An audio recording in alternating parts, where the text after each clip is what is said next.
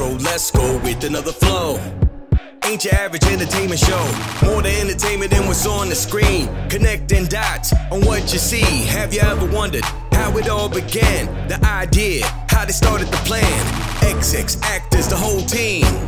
Mad props to those behind the scene. Why did the person get into the biz? Something inside when they were a kid. Who helped them out when they wanted to quit? What about the fam that gave them rocks to kick? How all the haters, they left shaming alone. Find out in the entertainment zone with Paul Amadeus Lane. It's a real thing. Intro, let's go with another flow.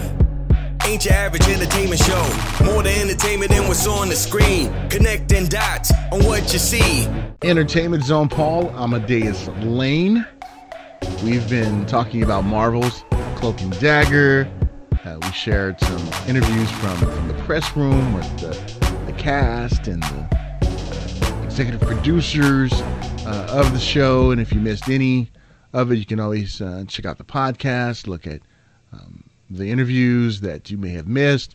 But I wanted to end our interview with the man himself, Jeph Loeb. And Jeph is Mr. Marvel Television, we can call him. Jeph is involved in a lot of products.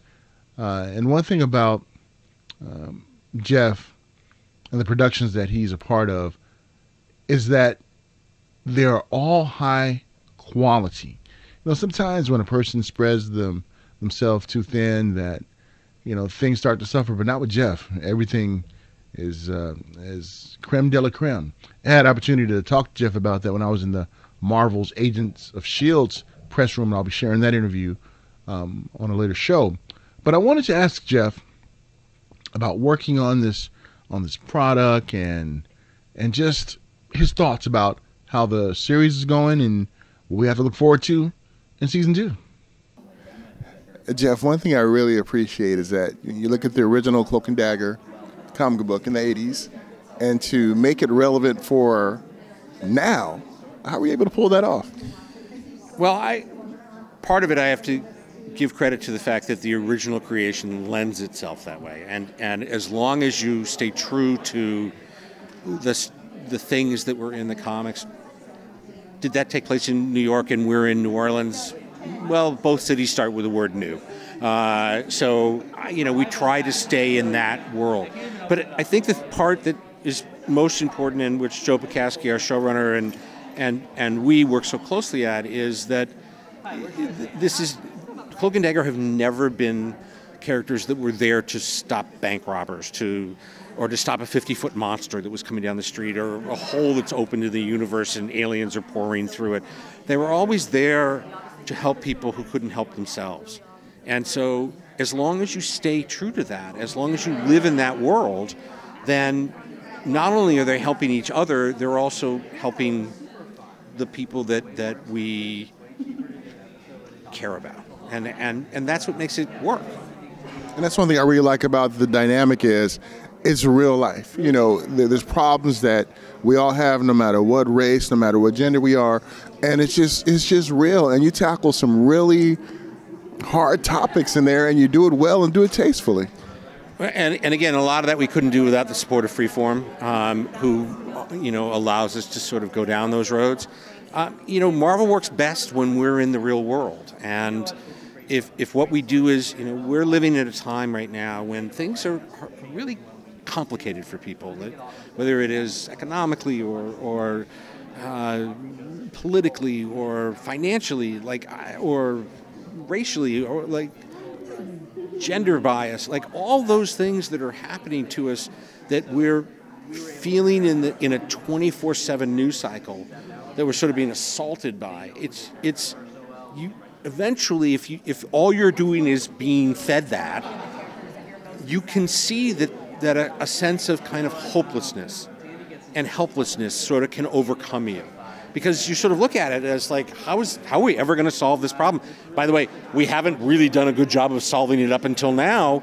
Is it ever going to get resolved? And the hope is that when you watch the show on April 4th on Freeform, that you do have a sense of hope. That maybe the way that these two people behave towards each other and towards the outside world might change the way that you're interacting with another person, or that just on a very simple, basic level, a Marvel hero is someone who stands up when everybody else is told to sit down. And if one person does that, then whatever we do at Marvel Television is a victory. It just becomes something that we can do in many ways better than anyone, because our heroes do feel real. Our heroes do feel like they come from a place where anyone in this room could be caught in the water during a storm and inhale whatever they inhaled, and this is who they are. They didn't need to come from another planet in order to come and save us all. They're us, and that's something that I think people really comment and connect with and like to talk about. Hope. That's one thing I took away from Jeph. Giving us insight into the series and the season and the franchise as a whole. And I wanted to end the interview with Jeph asking him about the late, great Stan Lee and what it meant for Jeph personally and professionally. And notice Jeff's heartfelt response. I'll just put on the simplest level. I knew Stan at sort of two parts of my life, which was sort of when I was 20 years ago, and so I was sort of a younger man, I would say, and I was always amazed by how quick he was and how sort of how quick he caught on to things, and that he was, that, you know, I mean, at that point he was in his 70s, so it was like, and all I could think of was like, wow, I hope to be that way at some point. When I would get involved with him again, and now he's in his 90s, my hope was that he would just remember me, and I was always astonished that it was like I'd walk up and I'd always take that moment to go, "Hi, Stan, Jeph Loeb," and he would go, "Jeph, I know who you are. Like, what are we doing today? Like, what do you want to talk about? What new adventure can we go off on?" And that kind of excitement was the thing that made Stan so special, was that he always was looking for that next adventure, that to be continued. And I still think he's up there to be continuing us all. So that's the greatest. Thank you so much for sharing it, Jeph. No problem. Right. Take good care. Great seeing you again. Good to see you. Man. All right, take care. I appreciate Jeph opening up about Stan Lee. And Jeph is one of the greats right before our eyes. I love his productions, love the shows, and he really knows what he is doing. He surrounds himself with great talent, and to all the stars and the executive producers behind the show, you guys are putting together a pretty amazing piece that we're able to experience.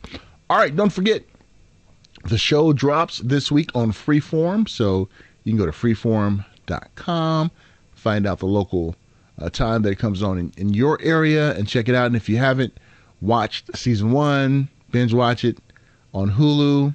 I think you can get it on the Freeform app too.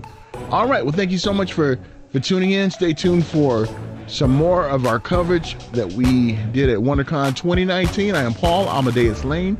Connect with me at paulamadeuslane.com. Great being with you. Take care, folks. Love you all.